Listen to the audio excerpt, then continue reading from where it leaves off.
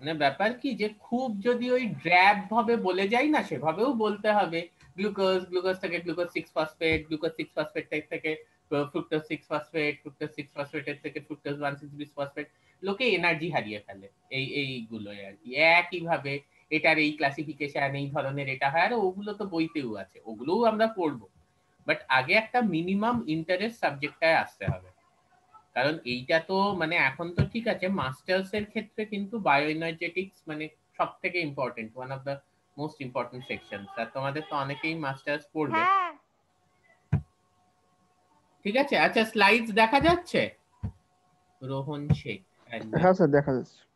আচ্ছা আচ্ছা আচ্ছা, ঠিক আছে, ভেরি গুড। আচ্ছা, আমরা এই তো কালকে তো অনেকগুলো প্রশ্নের সম্মুখীন হচ্ছিলাম। একটা হচ্ছে কি যেন নাম ছিল মেয়েটি, শিল্পা বা শিল্পী কিছু একটা, তাকে যেটা শিল্পা, হ্যাঁ, তাকে যেটা কোয়েশ্চেন করা হলো যে তাহলে গুড়ের রসগোল্লা খেলে লোকে মোটা কিভাবে হচ্ছে। কারণ আমরা জানি আমাদের অ্যাডিপোজ টিস্যুর মধ্যে যেটা জমছে অ্যাডিপোজ টিস্যুর তলায়, that is fat globules, carbohydrate জমে না। ও বললো যে না স্যার, কার্বোহাইড্রেট কি স্টোর হয় না? অবশ্যই হয়। তাহলে ইনসুলিনটা কি কাজে লাগে? হ্যাঁ, এই যে লোকের ডায়াবেটিস হয়ে যায়, মানে ব্লাডে সুগার লেভেল বেড়ে যাচ্ছে। Why? Because in lack of insulin glucose cannot be converted into glycogen.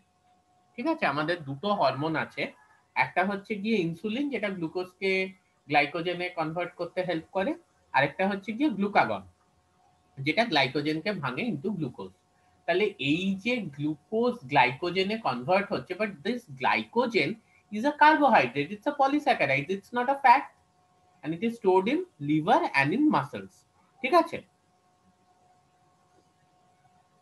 তাহলে মিষ্টি খেয়ে আমি মোটা কিভাবে হচ্ছি এই জিনিসটা তো আমি বুঝতে পারলাম না। বা মাংস খেয়েই আমি মোটা কিভাবে হচ্ছি আমি বুঝতে পারলাম না। ঠিক আছে, আমাকে তো আমার বন্ধু বান্ধব, মা বাবা, ওয়াইফ সবাই বলে যে এই রেটে যদি কেউ বিরিয়ানি খায় তাহলে সে কি করে রোগা হবে। ঠিক আছে, মানে আমি খুব মোটা এমন নই, but still definitely on a higher side, little bit on a higher side. তা আমি একদিন জিজ্ঞেস করলাম আমার ওয়াইফকে যে এইটা কিরকম ব্যাপার, মাংসে তো থাকে গিয়ে হচ্ছে প্রোটিন, আলু খাচ্ছি বিরিয়ানি, তাতে আছে গিয়ে হচ্ছে কার্বোহাইড্রেট, মোটাটা আমি কেন হব? হ্যাঁ, প্রচুর প্রোটিন খেলে আমি মোটা হয়ে যাব? বলে যে এত হাই প্রোটিন ডায়েট বলে এত মোটা হয়ে যাচ্ছে, কি কেন মোটা হবে? এটা হচ্ছে আমার 1 নম্বর প্রশ্ন। দ্বিতীয় হচ্ছে, তাহলে যদি আমি না খাই তাহলে কি আমি রোগা হয়ে যাব? মানে এত দুঃখ হলো, হলো যে কি রে বাবা, হ্যাঁ আবার কেউ হোয়াটসঅ্যাপ করে, এত দুঃখ হলো যে ভাবলাম যে না, আমি আমি আমি খাবো না। ঠিক আছে, আমি আমি কে যেন কালকে একটা বলছিল সকালবেলায় চা বিস্কিট, আমি আজকে তাই ঠিক করেছি, আজকে সকালে এখন অব্দি আমি চা বিস্কিটই খেয়ে রয়েছি। কালকের থেকে দুপুরে ভাবছি কিছুই খাবো না। তাহলে কি আমি রোগা হব? কে প্রশ্নটার উত্তর দেবে আমার? স্যার প্রথম প্রশ্নটা আমি বলবো? হ্যাঁ তুমি বলো না, তোমার যা খুশি। এ তো ইন্টারঅ্যাক্টিভ ক্লাস, ইন্টারঅ্যাক্টই করবো আমরা। আমরা যখন গ্লাইকোলাইসিস পাথওয়েটাও করব তখনও ইন্টারঅ্যাক্ট করব। ঠিক আছে, যে কোথায় একটা বিশাল বড় গ্যারাকল রয়ে গেছে এই পাথওয়েতে, যার জন্য কিন্তু অনেক নতুন নতুন পাথওয়ে ইভলভ হয়েছে। We will talk about it. হ্যাঁ তুমি বলো এখন। যেটা প্রথমে আমরা এর আগের দিন যেটা বলছিলেন, ওই প্রচুর পরিমাণে মিষ্টি খেলে মোটা হব কি হব না। প্রচুর পরিমাণে যদি আমরা মিষ্টি খেয়ে নিই তাহলে প্রথমত আমাদের যে শরীরে বা ব্লাডে এর পরিমাণটা খুব বেড়ে যাবে, গ্লুকোজের পরিমাণটা বেড়ে যাবে। ওকে, এবার যে সব গ্লুকোজ তো আমাদের প্রতিদিন কাজে লাগে না, এই এক্সেস গ্লুকোজটা আমাদের শরীরে জমা হবে। তো আমরা জানি যে গ্লুকোজ গুলো পাইরুভেটে কনভার্ট হয় সাইকেলের মাধ্যমে। তো এই পাইরুভেটে কনভার্ট হওয়ার সময় যদি এটা খুব এক্সেসিভ পরিমাণে হয়ে যায়, তখন কিন্তু ওটা পাইরুভেট মানে হওয়ার যে ধাপ, তার মধ্যে একটা জিনিস তৈরি হয় ঢ্যাপ বলে, মানে ওই ডাইহাইড্রক্সি অ্যাসিটোন ফসফেট। ওই ওই পোর্শন পর্যন্ত পৌঁছানোর পর বেশ কিছু সেল আছে আমাদের শরীরে, যেমন অ্যাডিপোজ সেল, যেখানে অ্যাকচুয়ালি ফ্যাট গুলো জমা হয়। তো ওই সব কিছু সেলের কিছু বিশেষ মানে প্রক্রিয়া আছে, ওরা করে কি এই ঢ্যাপ থেকে গ্লিসারল বা হচ্ছে ফ্যাট জাতীয় দিতে ওকে ট্রান্সফার করে দেয়। বাহ, ভেরি গুড। এটা আমি মানে কালকে আমি এটা পড়লাম, তো এটা হচ্ছে এই প্রসেসটাকে বলা হচ্ছে গ্লিসারোনিওজেনেসিস। মানে অন্য কোনো মলিকিউল, লিপিড ছাড়া অন্য কোনো মলিকিউল থেকে যখন ফ্যাট তৈরি হয় তখন সেটাকে বলা হচ্ছে গ্লিসারোনিওজেনেসিস। যখন শরীরে এক্সেসিভ গ্লুকোজ তৈরি হয়ে যায় তখন হয় কি, এই একই প্রসেস আমরা যেটা জানি ক্রেবস সাইকেলের ঢ্যাপ তৈরি হওয়া বা কিছু, ওই প্রসেস থেকে জাস্ট সাইড আউট করে গিয়ে ওই ঢ্যাপ থেকে গ্লিসারল 3 ফসফেট নামে লিপিড মলিকিউল তৈরি হয়ে যায়, ফলে তখন কিন্তু ওই ফ্যাট আকারে জমা হয়। বাহ, ভেরি গুড। তাহলে আমি তোমাকে একটা ছোট্ট প্রশ্ন করি। হ্যাঁ, প্রশ্নটা হচ্ছে যে এত পরিশ্রম পাইরুভেট অবধি ভেঙে আবার পাইরুভেট থেকে যেতে হবে, এই স্টেপটার থেকে হবে না? এই যে ফ্রুক্টোজ 1,6 বিসফসফেট, হ্যাঁ ফ্রুক্টোজ 1,6 বিসফসফেট, এটা ভাঙতে পারবে না গ্লিসারালডিহাইড 3 ফসফেট আর ডাইহাইড্রক্সি অ্যাসিটোন ফসফেটে? বা গ্লিসারালডিহাইড 3 ফসফেট ডাইহাইড্রক্সি অ্যাসিটোন ফসফেটে কনভার্ট হতে পারবে না আইসোমারেজ দ্বারা? হ্যাঁ হ্যাঁ, আমি ওটাই তো বললাম, ওই পাইরুভেট তৈরি হওয়ার পদ্ধতির মাঝের প্রসেস যেটা আছে যেখানে ঢ্যাপটা তৈরি হয় ওইখান থেকেই এটা সাইড আউট মানে ফ্রুক্টোজ 1,6 বিসফসফেট যেটা, সেটা এটা তো একটা স্কিম্যাটিক সাইকেল, আমরা যখন ডিটেইলসে পড়বো দেখবো দ্যাট ব্রেকস ডাউন ইনটু ফ্রুক্টোজ 1,6 বিসফসফেটেজ এনজাইমের সাহায্যে গ্লিসারালডিহাইড 3 ফসফেট এবং ডাইহাইড্রক্সি অ্যাসিটোন ফসফেট। এবং আরেকটা উৎসেচক আছে যেটাকে আমরা বলে থাকি ট্রায়াস ফসফেট আইসোমারেজ। এই ট্রায়াস ফসফেট আইসোমারেজের সাহায্যে, এখানে এই নামগুলো লেখা নেই, we will study about it in details, এই গ্লিসারালডিহাইড 3 ফসফেট ডাইহাইড্রক্সি অ্যাসিটোন ফসফেটে কনভার্ট হয়। কিন্তু কিন্তু পাইরুভেট কিন্তু হতে পারবে না, তাতে একটা বিশাল বড় চাপ আছে। কি বলতো, এই যে লাস্ট স্টেপটা না, phosphoenol pyruvate to pyruvate, this is a irreversible step. মানে তার আগের যে স্টেপ গুলো আছে, একটু মিউট করো কেউ, খুব আওয়াজ আসছে।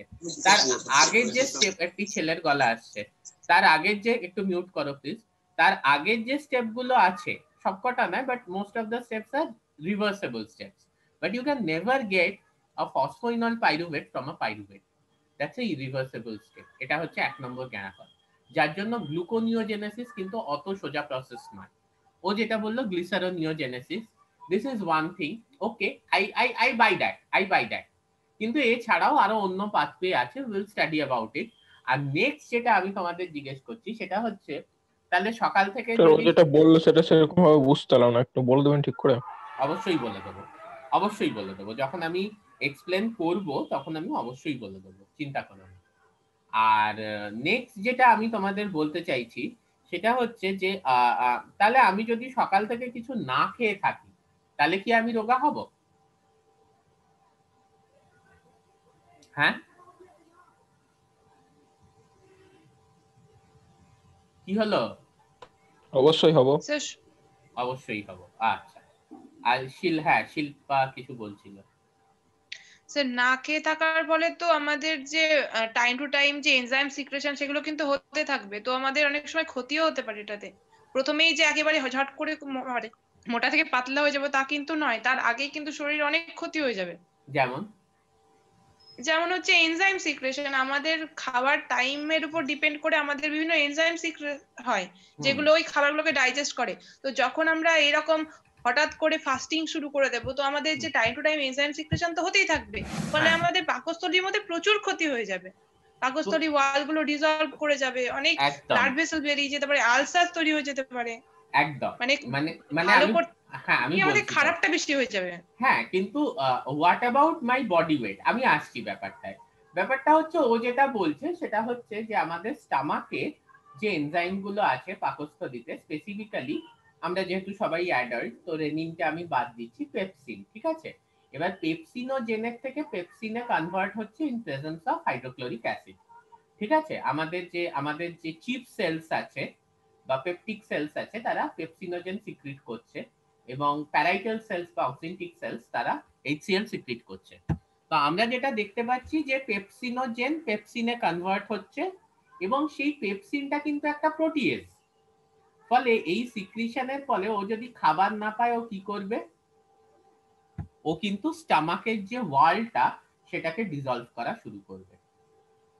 মাইন্ড ইট, আমাদের কিন্তু একটা জিনিস বুঝতে হবে, আমাদের যে এলিমেন্টারি ক্যানালটা সেটাই কিন্তু কোথাও রক্ত নেই, ওকে, যেখানে এই ধরনের ডিসলভ হয়ে যাচ্ছে স্টমাক ওয়াল, সেখানে কিন্তু ব্লাড কানেকশন হচ্ছে। হ্যাঁ, সেখানে কিন্তু ব্লাড কানেকশন হচ্ছে। ওকে, ফলে সেই জায়গাটাকে আমরা বলছি আলসার বা ঘা। ফর এক্সাম্পল, কোনো একটা বিষাক্ত সাপ, তার বিষ যদি তুমি পান করে ফেলো, খেয়ে নাও, ঠিক আছে, ওই যে বলে না মুখ দিয়ে বিষ টানা, এবং আগেকার দিনের সিনেমায় দেখাতো যে মুখ দিয়ে বিষটা টেনে বার করলো, করে সে মরে গেল। এটা কিন্তু ভুল কনসেপ্ট, এটা হয় না। সাপ কামড়েছে, এটা আগেকার বাংলা হিন্দি সিনেমায় দেখাতো, ড্রামাটিক, খুব সুন্দর জিনিস।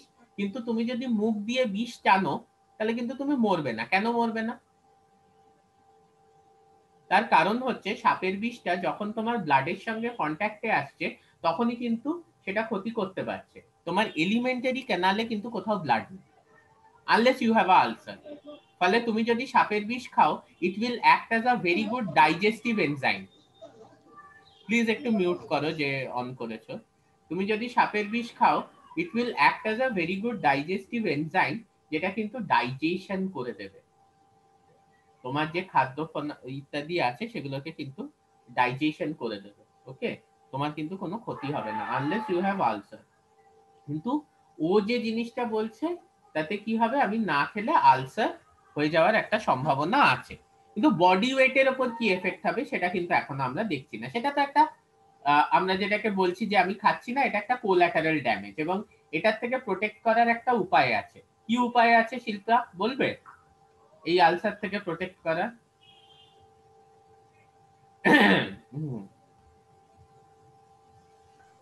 টাইম টু টাইম খাবার খাওয়া ছাড়া আর কি হতে পারে? জল খেতে হবে টাইম টু টাইম। যদি ও তুমি হ্যাঁ, জলও খাও, জল, হ্যাঁ। জল জল যে সেম রিজনটা বলা হয় যে খেতে বসে বেশি জল খেতে নেই, কেন? কারণ তাহলে ওই তাহলে এটা এনজাইম গুলো এনজাইমটা ডাইলিউট হয়ে যাবে, এনজাইমটা। এক্স্যাক্টলি, এনজাইম গুলো ডাইলিউট হয়ে যাবে, তখন আর ওগুলো অত ফাংশনাল থাকবে না, কারণ ওটা একটা নির্দিষ্ট পিএইচ এই ফাংশন করতে পারে। ঠিক আছে, পিএইচ 1.8 স্টমাকে, যেটা ওর অপটিমাম পিএইচ পেপসিনের।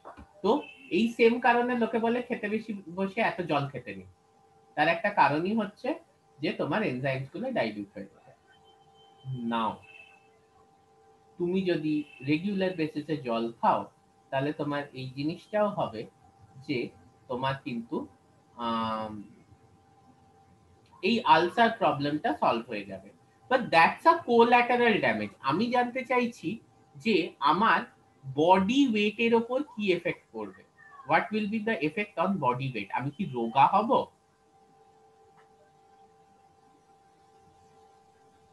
হ্যাঁ স্যার হব। হব। এইটা পুরোপুরি ডিপেন্ড করছে টাইমের ওপর। দ্য ফার্স্ট থিং ইজ যে এই যে আমরা পুজো আচ্ছার দিন উপোস করি, মানে আমি করি না, তোমাদের মধ্যে নিশ্চয়ই অনেকেই করো, এতে আমরা রোগা হব না। তার কারণ হচ্ছে আমাদের শরীরে, খুব মন দিয়ে শোনো, this will be your questions, ঠিক আছে, ফাইনাল এক্সামে কিন্তু এই ধরনের কোয়েশ্চেন্সই আসবে। সেটা হচ্ছে আমাদের শরীরে যে পরিমাণ গ্লাইকোজেন স্টোর থাকে in muscle and in liver, সেই গ্লাইকোজেনটা কিন্তু ব্রেক করতে 20 থেকে 24 ঘন্টা লাগে। As carbohydrate is the most preferable source of energy for our cells, as carbohydrate is the most preferable source of energy for our cells, যতক্ষণ ব্লাডে glucose আছে এবং তারপরে গ্লাইকোজেন রিজার্ভ আছে, আমাদের বডি কিন্তু ফ্যাটকে হাতও দেবে না। বোঝা যাচ্ছে? তাই জন্য হ্যাঁ স্যার। তুমি যদি শুয়ে থাকো 20 থেকে 24 ঘন্টা না খেয়ে, হ্যাঁ, তাতে তোমার একটুও তোমার ফ্যাট বার্ন কিন্তু হবে না। তার কারণ হচ্ছে ওই একদিন যতক্ষণ গ্লাইকোজেন রিজার্ভ আছে, আমাদের বডি কিন্তু গ্লাইকোজেন রিজার্ভকে ইউজ করবে, ও কিন্তু ফ্যাটকে হাতও দেবে না। দ্বিতীয় কথা হচ্ছে এই যে জল খাওয়া, is it very good for burning the fat? এখানে কেউ জিম করো? জিম টিম করো রোগা হওয়ার জন্য? আরে এতগুলো ছেলে মেয়ে আছো, 16টা না 17টা, কেউ জিমে যাওনি কখনো? এ হতে পারে?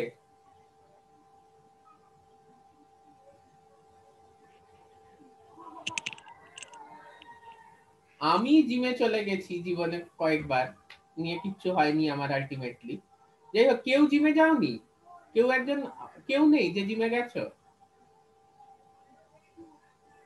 কেউ গেলে আমি তাকে একটা প্রশ্ন করতাম, লজ্জা পাওয়ার কিছু নেই, জিমে যাওয়াটা কোনো খারাপ জিনিস না, এটা এসেনশিয়াল। অন্যান্য দেশের ছেলেমেয়েরা সচেতন এমনিই যায়, আমাদের দেশে এইসব তো সচেতনতা নেই অত। ঠিক আছে, কেউ এক্সারসাইজ করো? I'll just one question. হ্যাঁ স্যার করি। কোশ্চেনটাই বলুন। কোয়েশ্চেনটা হচ্ছে যে তোমরা যখন এক্সারসাইজ করো বা কেউ জিমে যাও, জিম ইনস্ট্রাক্টর কি জল খেতে দেয়? খুব জিম ইনস্ট্রাক্টর কি জল খেতে দেয়? when you are doing some exercise or when you are going to gym, এই জিম ইনস্ট্রাক্টর কি জল খেতে দেয়? anyone having any experience, you can tell. Categorically না স্যার বলে, খেতে দেয় না, হ্যাঁ ক্যাটাগরিক্যালি বলে যে জল খেও বনবিটা না। খেতে দেয়। হ্যাঁ, বলে যে যেটুকু মানে যদি খুব তেষ্টা পায় জাস্ট গলা ভেজানোর জন্য। তো হোয়াট ইজ দ্য রিজন, মানে ওয়াই? আমাদের ফ্যাট বার্ন করার জন্য, তাহলে জলটা কিন্তু খুব একটা ভালো জিনিস না, যার জন্য জিমে কিন্তু এক্সারসাইজ করার সময় বলে যে না জলটা খাবেন না। ঠিক আছে, अगेन অ্যানাদার কোয়েশ্চেন, ওয়াই? এই জিনিসটা কেন হয়? ঠিক আছে, তাহলে ফার্স্ট জিনিস আমরা যেটা আজকে বুঝলাম সেই জিনিসটা হচ্ছে খুব ইন্টারেস্টিং, সেটা হচ্ছে যে আমরা না খেয়ে রোগা হতে পারবো না, উল্টে না খেয়ে মোটা হয়ে যাব। কেন মোটা হয়ে যাব শিল্পা? কেন মোটা হয়ে হ্যাঁ যাব? স্যার, কেন মোটা হয়ে যাব? আমাদের তো মানে প্রথমত আপনি যেটা বললেন যে গ্লাইকোজেন তো ওরা ভাঙবেই না, ফ্যাট গুলো তো অনেক পরের কথা। হ্যাঁ, মানে গ্লাইকোজেন যতক্ষণ পর্যন্ত, রিজার্ভটা হ্যাঁ টেনে দেবে, হ্যাঁ 20 থেকে হ্যাঁ 24 কিন্তু ঘন্টা। ফ্যাটে হাত দেবে না ও। হ্যাঁ, হ্যাঁ, তো আমাদের ফ্যাট তোই হচ্ছে না, মানে কি বলবো, ভাঙছেই না, আমরা তো মোটা থেকেই যাচ্ছি। নেক্সট হচ্ছে আমি যেটা বলছি যে ফ্যাট পুরো শেষ হবে তারপরও প্রোটিনকে হাত দেবে।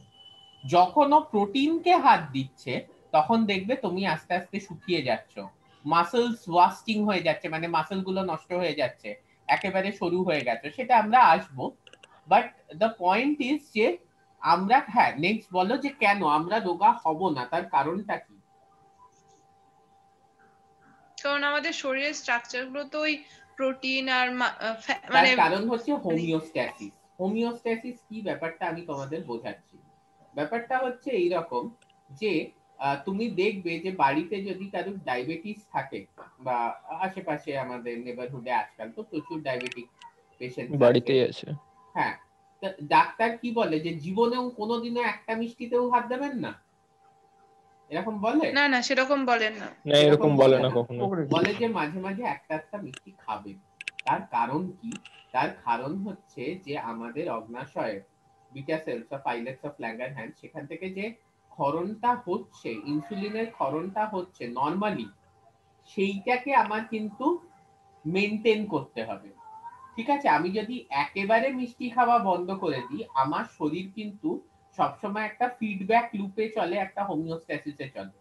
আমার শরীর প্যানক্রিয়াসের বিটা সেলকে বলবে তোমার আর দরকারই নেই ইনসুলিন প্রডিউস করার। আবার যে মুহূর্তে ব্লাডে ইনসুলিনের গ্লুকোজ লেভেল বাড়ছে, শরীর কিন্তু বলছে বিটা সেলকে যে না তুমি ইনসুলিন প্রডিউস করো, কারণ ওই গ্লুকোজটাকে গ্লাইকোজেনে কনভার্ট করতে হবে। The same is the thing, যেটাকে আমরা খুব সহজ বাংলায় বলে থাকি, এটা একটা খুব প্রচলিত টার্ম আছে, আমি জানি না তোমরা জানো কিনা, নাড়ি মরে যাওয়া। খুব এত কম খায় যে নাড়ি মরে গেছে। হোয়াট ইজ দ্যাট নাড়ি মরে যাওয়া? নাড়ি মরে যাওয়া মানে হচ্ছে যে শরীরে খাবারগুলিকে মেটাবোলাইজ করার জন্য যে উৎসেচকগুলো সিনথেসাইজ করার প্রয়োজন, সেই উৎসেচকগুলো আর সিনথেসিস হচ্ছে না, ফলে তোমার নর্মাল মেটাবলিজম হচ্ছে না। The best way to get thinner is to increase your basal metabolic rate, বা তোমার যদি নর্মাল মেটাবলিজমটাকে তুমি ইনক্রিজ করতে পারো। তুমি এক্ষুনি জিজ্ঞেস করবে স্যার কিভাবে করব, তাহলে লোকেরা বা জিম ইনস্ট্রাক্টর বা যারা এই ধরনের জিনিস দেখে তারা তো এটাই বলতো যে না খেয়ে শুয়ে থাকো, তা তো বলে না, তারা বলে খাও কিন্তু দৌড়ো, এক্সারসাইজ করো। কেন না? দৌড়লে এক্সারসাইজ করলে কি হবে, তোমার মেটাবলিক রেটটা বাড়বে এবং তখন কিন্তু তোমার আলটিমেটলি পুরো কার্বোহাইড্রেট সোর্স ইউজড আপ হয়ে গিয়ে ফ্যাটে হাত পড়বে। বোঝা যাচ্ছে ব্যাপারটা? তার মানে দ্য প্রসেস ইজ যে আমরা বডির যে মেটাবলিক রেট, যে এনজাইম সিক্রিশন, সেটাকে বাড়াতে পারি। এই পুরো জিনিসটা কিভাবে রেগুলেটেড হচ্ছে by glycolysis, Krebs cycle, beta oxidation, এগুলো সব আমরা দেখব। আমরা কিন্তু সেই মেটাবলিক রেটটাকে বাড়াতে পারি, ওকে, বাই দিস প্রসেস। কি প্রসেসের মাধ্যমে? যে না, যখন আমাদের মেটাবলিক মানে এনার্জি ডিমান্ডটা খুব হাই হয়ে যাচ্ছে, ফলে এনজাইমস গুলো সিক্রিট হচ্ছে। এবার যদি আমি নাই খাই, তখন এই নাড়ি মরে যাওয়ার ব্যাপার হবে, যে অত এনজাইম সিক্রিটই হবে না। অত এনজাইম যদি সিক্রিট না হয়, তখন কি হবে? যে তোমার আস্তে আস্তে ডাইজেশন হবে না বা ওয়েট জমতে থাকবে। যার জন্য যাদের সিডেন্টারি লাইফস্টাইল, মানে সারাক্ষণ বসে বসে কাজকর্ম, তারা খুব কম খেলেও কিন্তু দেখা যায় গিয়ে হচ্ছে যে তাদের কিন্তু সেইভাবে তোমার ফ্যাট কমছে না, উল্টে আরো বেড়ে যাচ্ছে। তার কারণ কি? কম খাওয়া, মেটাবলিজম স্লো, ফলে আলটিমেটলি এনজাইম সিক্রিশন কিন্তু হচ্ছেই না। So we have to maintain the secretion of enzyme. যার জন্য কোনো ডায়াবেটিক পেশেন্টকেও বলা হয় যে একটু হলেও তুমি কিন্তু এটা খাও, ওকে। নাও এইবার তো হলো গিয়ে হচ্ছে যে আমার যতটা প্রোটিন, এই যতটা কার্বোহাইড্রেট ছিল, আমি তো মেটাবলিক রেট ফেট বাড়িয়ে সেগুলোকে আস্তে আস্তে কি হলো, কোনোভাবে সিনথেসাইজ সেগুলোকে ইউজ করে নিলাম। এইবার চলে এলো গিয়ে হচ্ছে ফ্যাট। কিন্তু জিমে আবার বলে যে এই এই যে ফ্যাট, এই ফ্যাটের সময় কিন্তু তোমার যখন ফ্যাট মেটাবলিজম হয় by means of beta oxidation, তখন কিন্তু আমার জল খেতে বারণ করে। কেন? না, ফ্যাট মেটাবলিজম মানে ফ্যাটকে ব্রেক ডাউন করার সঙ্গে জল কম খাওয়ার কি রিলেশন আছে, that we have to understand নাও। বা কেন জিমে বলে যে জল বেশি খেয়ে না, খেও না। একটা তো বলা হয় তৈলাক্ত খাবার খেয়ে জল খেও না বেশি। আমরা জানি যে সিঙ্গাড়া, কচুরি, কাটলেট এইসব খাওয়ার পর কিন্তু জলটা একটু কম খাওয়া উচিত। কেন কম খাওয়া উচিত?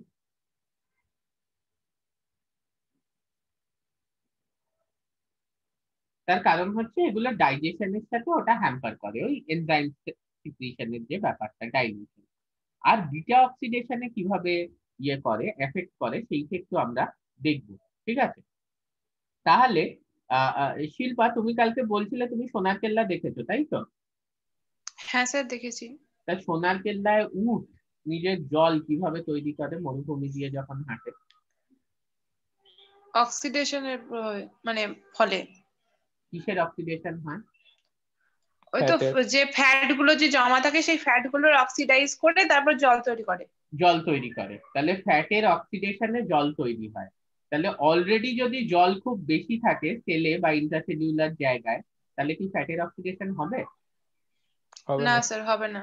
হবে না। সিম্পল লা চ্যাটলিয়ার্স প্রিন্সিপাল, তাই তো? হ্যাঁ। হ্যাঁ স্যার। যে যদি আমার প্রোডাক্টের অ্যামাউন্ট বেড়ে যায়, এইটুকু তো কেমিস্ট্রি আমরা সবাই করেছি, তাহলে রিভার্স রিঅ্যাকশনটা কিন্তু আমার facilitated হবে, okay. If the amount of product increases, the reverse reaction gets facilitated. So this is the basic concept. এই মিউট করো, নতুন যে জয়েন করলে বিক্রম সাহা। আচ্ছা, আরে ভাই, হ্যাঁ, যেটা বলছিলাম, একটি আমার এখানে সিএবি ক্রিকেট ম্যাচ চলছে বাড়ির পাশে মাঠে। যাই হোক, যেটা ব্যাপার হচ্ছে যে তো দিস ইজ দ্য থিং। তার মানে আমার যদি অক্সিডেশন বেশি হয়, তাহলে জল তৈরি হবে, এবং উটগুলো সেই জলগুলো ইউজ করে মরুভূমিতে চলাকালীন। তাদের পুজে যে ফ্যাটটা আছে সেই ফ্যাটটাকে অক্সিডাইজ করে জল পায়। তাহলে জল যদি বেশি থাকে, তাহলে অক্সিডেশন কিন্তু হবে না। যার জন্য if you want to break fat by increasing your metabolic rate in the gym, you have to make sure that you don't take a lot of water. Is it clear? Clear হচ্ছে? গতকাল আমি তোমাদের একটা জিনিস বলেছিলাম যে although carbohydrate is the most preferable source of energy, কিন্তু fat কিন্তু আমার আলটিমেটলি বেশি এনার্জি প্রডিউস করে, ইট প্রডিউসেস মোর এনার্জি। ঠিক আছে, তার কারণটা কি? ফ্যাটের হ্যাঁ সাথে স্যার বন্ড বেশি বলেছিলেন থাকে। ভিতরকার বন্ড গুলো থেকে বেশি পরিমাণ এনার্জি পাওয়া যায় আর অনেক বেশি পরিমাণ কার্বোহাইড্রেট এনার্জি, খেতে কম। অনেক বেশি পরিমাণ এনার্জি পাওয়া যায়, অ্যাবসলিউটলি কারেক্ট। এছাড়া একটা খুব ইম্পর্টেন্ট জিনিস আছে, সেটা হচ্ছে এখানে দেখো, এই যে ফ্যাটি অ্যাসিড, এটার মেটাবলিজম হয়ে হয়ে আলটিমেটলি কি তৈরি হচ্ছে? অ্যাসিটাইল কার্সারটাকে, কোএনজাইম অ্যাসিটাইল কোএনজাইম এ। এবং এই অ্যাসিটাইল কোএনজাইম এ আলটিমেটলি কোথায় ঢুকছে? এটা ঢুকছে গিয়ে হচ্ছে ক্রেব সাইকেলে। এইটুকু তো বেসিক আমরা সবাই জানি। ঠিক আছে, তাহলে ফ্যাট গুলো, হ্যাঁ, মানে ধরো তোমার 16টা কার্বনের একটা ফ্যাট আছে, তাহলে 8টা অ্যাসিটাইল কোয়ে তৈরি করবে। অ্যাসিটাইল কোয়ে 2টো কার্বন এর মলিকিউল, 8টা অ্যাসিটাইল কোয়ে তৈরি করবে। তাহলে এইখানে দেখো আমরা একটু যদি দেখে নিই, যে এখানে অ্যাসিটাইল কোএনজাইম এ, ওকে, এই যে অ্যাসিটাইল কোএনজাইম এ, এটা ঢুকছে গিয়ে হচ্ছে কোথায়? তোমার ক্রেব সাইকেলে। কোনো ডাউট? না স্যার। কোনো ডাউট নেই, ওকে ফাইন। এইবার একটা জিনিস আমাকে যদি কেউ, আমি গতকাল প্রশ্নটা করেছিলাম, একজন বলেছিল যে আম, না, গ্লুকোজ মলিকিউলে অনেক বেশি এনার্জি আছে এটিপির তুলনায়। ঠিক আছে, আমাকে যদি কেউ প্রশ্ন করে কত টাইমস বেশি এনার্জি আছে, আমি উত্তর দেবো 100 টাইমস বেশি এনার্জি আছে। কেন কেউ যদি প্রশ্ন করে, আমি বলবো দাদা তো খুব সহজ ব্যাপার, একটা গ্লুকোজ মলিকিউলের থেকে 36টা থেকে 38টা এটিপি তৈরি হয়। শিল্পা এটা জানা আছে তো? গ্লাইকোলাইসিস হ্যাঁ স্টেপ স্যার। এটা থেকে নিট ইলেকট্রন প্রোডাকশন। ট্রান্সপোর্টেশন, হ্যাঁ, নেট প্রোডাকশন তৈরি হয়। ঠিক আছে, এবং এই সেলুলার রেসপিরেশন, তার মানে আমি যদি 40টা ধরে নিই অ্যাভারেজে, ঠিক আছে, মানে এই ফিগার গুলো এক্স্যাক্টলি খাটবে না, তারপর বলো না স্যার আপনার তো এক্স্যাক্ট হচ্ছে না ফিগার গুলো। এক্স্যাক্ট হবে না আমি জানি, আমি যদি 40টা ধরে নিই এটিপি তৈরি হয়, cellular respiration is a process with 40% efficiency. ভাবা যায় না, ভাবা যায় না। ওয়ার্ল্ডের বেস্ট গাড়ির যে কম্বাসশন ইঞ্জিন গুলো, সেগুলো কোনোদিনও 30-35% এর বেশি এফিসিয়েন্সিতে চলে না। সেম তো রেসপিরেশন তো কম্বাসশনই, তাই তো? আর কি আলাদা কিছু? মোমবাতি জ্বালাচ্ছি ইয়ের প্রেজেন্সে, এয়ারের প্রেজেন্সে, হাওয়া চলছে, মোমবাতি জ্বালাচ্ছি, মানে হাওয়ায় অক্সিজেন আছে, আমরা হিট পাচ্ছি, লাইট পাচ্ছি। মোমবাতিটা কি? হাইড্রোকার্বন দিয়ে তৈরি। ঠিক আছে, এখানেও কি? হাইড্রোকার্বন, কারণ গ্লুকোজ টুকোজ গুলো আর কি হাইড্রোজেন, কার্বন ইত্যাদি আছে। এবার সেটাকে আমরা ওই অক্সিজেন প্লাস O2 প্রেজেন্সে জ্বালাচ্ছি, তাহলে কি পাচ্ছি? CO2H2O, আর তার সঙ্গে হিট পাচ্ছি। কারণ কোনো ডাউট? সিম্পল রেসপিরেশনের equation, C6H12O6 plus 6O2 produces 6CO2 plus 6H2O। কোনো ডাউট আছে? উল্টো করে না দিলে স্যার। সালোক, উল্টো করে দিলে সালোক সংশ্লেষ, তাই তো? ঠিক বলছি তো? হ্যাঁ ক্লাস স্যার। ক্লাস 9-10 এর জিনিস। তাহলে একটা মোমবাতি জ্বালানো, হ্যাঁ, কিংবা গ্যাস জ্বালিয়ে রান্না করা, তার সঙ্গে বেসিক্যালি রেসপিরেশনের ডিফারেন্স কোথায়? কোনো ডিফারেন্স নেই। ওটাও একটা কম্বাসশন প্রসেস, এটাও একটা কম্বাসশন প্রসেস।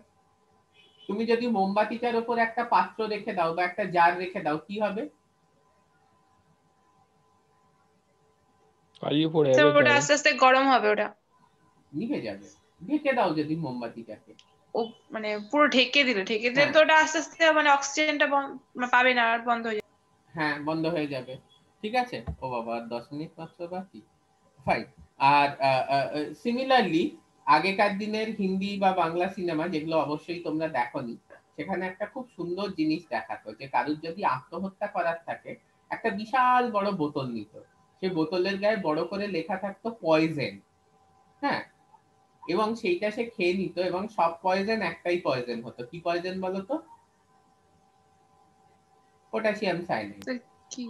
পটাশিয়াম সায়ানাইড, সব পয়জন একটাই পয়জন হতো, এবং তারপর বলতো পটাশিয়াম সায়ানাইড খেয়ে নিয়েছে, আজ পটাশিয়াম সায়ানাইডটা পাড়ার মুদির দোকানে কিনতে পাওয়া যায়, যে যে কেউ গিয়ে কিনে নিয়ে চলে এলো এবং খেয়ে নিল, হোয়াট এভার।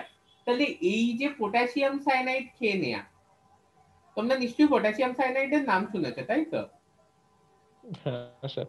হ্যাঁ স্যার। মারাত্মক একটা বিষ, খেলেই মরে যায়। কি কেন মরে যায় ওটা এটা মনে রাখবে। শ্বসনের কোন একটা সাইকেলকে আটকিয়ে দেয়, কোন সাইকেলটা মনে পড়ছে না আমার। হ্যাঁ, ওটা অ্যাবসলিউটলি কারেক্ট, ওটা ইলেকট্রন ট্রান্সপোর্ট চেনকে আটকে দেয়।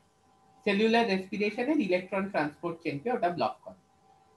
ওইখানে যে ওই যে পাত্রটা দিয়ে মোমবাতিটাকে ঢেকে দিচ্ছিলাম, সেটার যা কাজ, এখানে পটাশিয়াম সাইনাইডেরও সেম কাজ।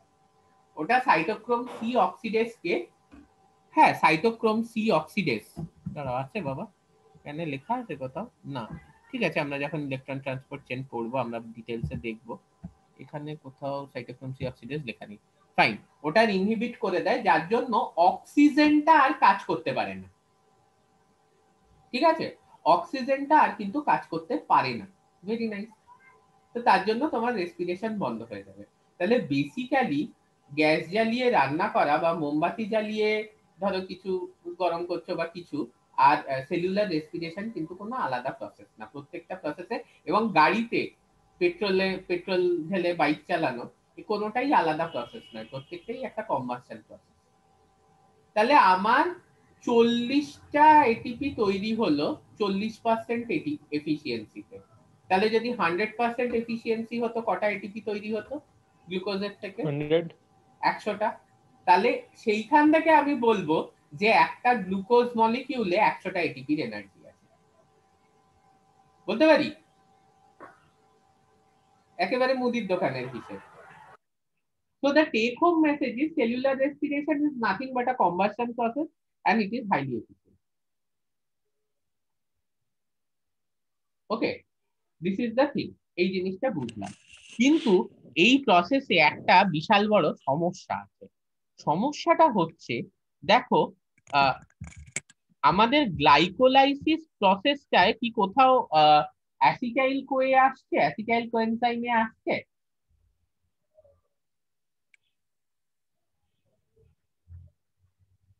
আসছে না। না স্যার, আছে তো। পাইরুভেট থেকে কোথায় আছে বলো গ্লাইকোলাইসিসে এই যে কোথায় আছে? পাইরুভেটের পর। পাইরুভেটের পর তো ও এটা তোমার ক্রেব সাইকেল, কোএনজাইমে।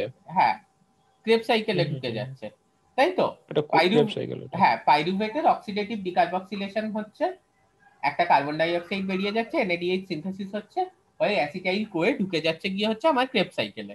ফাইন, এইবার এই 36 থেকে 38-এর যে হিসেব, যেটা এখন আর ফলোড হয় না, এখন অনেক কম হয়ে গেছে অ্যাকর্ডিং টু দ্য নিউ লেনিঞ্জার বুক, কারণ তিনটের জায়গায় এখন 2.5 ফ্রম এনএডিএইচ আর দুটোর জায়গায় এখন 1.5 from এফএডিএইচ2, what ever.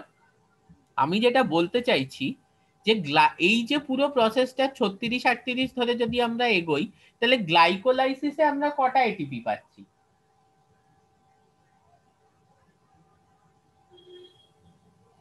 Net gain দুটো এটিপি, তাই তো? স্যার গ্লাইকোলাইসিসের 4টে পাচ্ছি, তার মধ্যে দুটো খরচ করে খরচ হয়ে ফেলেছি। যাচ্ছে, খরচ করে ফেলেছি, তাহলে আমরা নেট গেন দুটো হচ্ছে, ঠিক বলছি?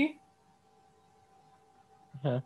ওকে, তাহলে আমরা যদি নেট গেন মোটে দুটো এটিপি পাই, তাহলে এবার একটা জিনিস ভাবো, ধরো তুমি ভালো দৌড়ো, শিল্পা অত ভালো দৌড়োয় না। It's not a racist comment, ঠিক আছে? এরকম কোনো ব্যাপার নেই যে ছেলেরাই ভালো দৌড়তে পারে মেয়েরা ভালো দৌড়তে পারে না, উল্টোটা করো। আচ্ছা ঠিক আছে, let it be like this. কিন্তু একটা রেসে, 200 মিটারের রেস, তাতে এইরকম বলা হলো যে তুমি যেখানে দাঁড়িয়ে আছো 200 মিটার, শিল্পাকে 100 মিটার এগিয়ে দাঁড় করানো হয়েছে, তাহলে তুমি হারাতে পারবে শিল্পাকে? কারণ সেটা ওকে মোটে কখনোই 100 সম্ভব মিটার, হবে না। ওকে মোটে 100 মিটার দৌড়াতে হচ্ছে, তোমাকে 200 মিটার দৌড়াতে হচ্ছে, তাহলে ও জিতে যাবে। এইভাবেই ফ্যাট জিতে যায়, কারণ গ্লাইকোলাইসিস কিন্তু এনার্জির দিক থেকে কোনো একটা ভালো প্রসেস নয়, খুব একটা ভালো প্রসেস নয়, কারণ 36টার মধ্যে মোটে দুটো এখানে গেন হলো। Krebs cycle followed by electron transport chain is a much better process. তাহলে ফ্যাট কি হচ্ছে, ফ্যাট কিন্তু গ্লাইকোলাইসিস প্রসেসটায় আগে ঢুকছেই না, সে ডাইরেক্ট গিয়ে ঢুকছে গিয়ে হচ্ছে ক্রেব সাইকেলে। তুমি কষ্ট করে ফার্স্ট সেকেন্ড সেমিস্টারটা কোয়ালিফাই করলে, পাশে কাউকে ল্যাটারাল এন্ট্রি দিয়ে ডাইরেক্ট থার্ড সেমিস্টারে ঢুকিয়ে দেওয়া হলো। থার্ড সেমিস্টার খুব সোজা, 3 থেকে 6 প্রচুর নম্বর পাওয়া যায়, তাহলে সেই টপ করবে। বিগ বস দেখো তো, বিগ বসের ওয়াইল্ড কার্ড এন্ট্রি যেগুলো 7 সপ্তাহ পরে যারা এসে ঢোকে, তাদের পক্ষে যেটা অনেক সোজা। এখানে কিন্তু ফ্যাটের ব্যাপারটা সেম। ফ্যাটকে এনার্জিটিক্যালি ওয়েস্টফুল একটা স্টেপে কিন্তু ঢুকতেও হলো না, সে ডাইরেক্ট ক্রেব সাইকেলে ঢুকলো, ফলে সে অনেক বেশি এনার্জি তৈরি করতে পারলো, কারণ সেখানে এনার্জি প্রোডাকশন অনেক বেশি। আর 2 মিনিট বাকি আছে, নেক্সট ক্লাস আমি জানিয়ে দেবো, নেক্সট উইকে হবে, প্রত্যেক উইকে 2টো করে ক্লাস হবে আমার, তাই অ্যালটেড আছে রুটিনে। তো আমি তার আগে কয়েকটা ছোট্ট প্রশ্ন তোমাদের এই উইকে আমি ভেবে রাখতে বলবো।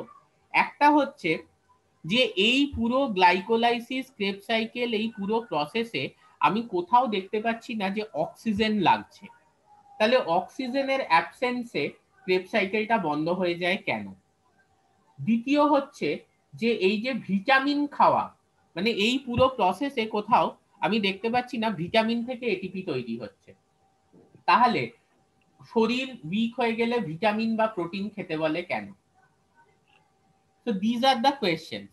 Next হচ্ছে যে সন্ধান প্রক্রিয়া, fermentation, why this fermentation is happening in absence of oxygen, যদি অক্সিজেন না থাকে এই যে সন্ধান প্রক্রিয়া এটি কেন হচ্ছে? এরকম অনেক প্রশ্ন আমাদের সামনে কিন্তু আসছে। আরেকটা জিনিস হচ্ছে যে গ্লুকোজ আমরা যদি এমনি বসে থাকি এবং খুব স্ট্রেস নিই বা উইক হয়ে যায়, মানে ইনঅ্যাক্টিভ হয়ে যাই, তখন কি করে ব্লাডে গ্লুকোজ লেভেল বাড়ে যদি আমি কিছু না খাই, তা সত্ত্বেও গ্লুকোজ এত বেশি কিছু কিভাবে চলে আসছে? তো এই কয়েকটা প্রশ্নের ওপর আমাদের নেক্সট ক্লাস কিন্তু হতে চলেছে নেক্সট উইক। তোমরা একটু ভেবো, আর কোনো কোয়েশ্চেন থাকলে নেক্সট ক্লাসের শুরুতেই আমাকে করবে, I will give the answers. Okay, but you have to think and don't worry about the syllabus notes everything, ওগুলো আমার দায়িত্ব হয়ে যাবে। Okay, we end here. Thank you, sir. Most welcome.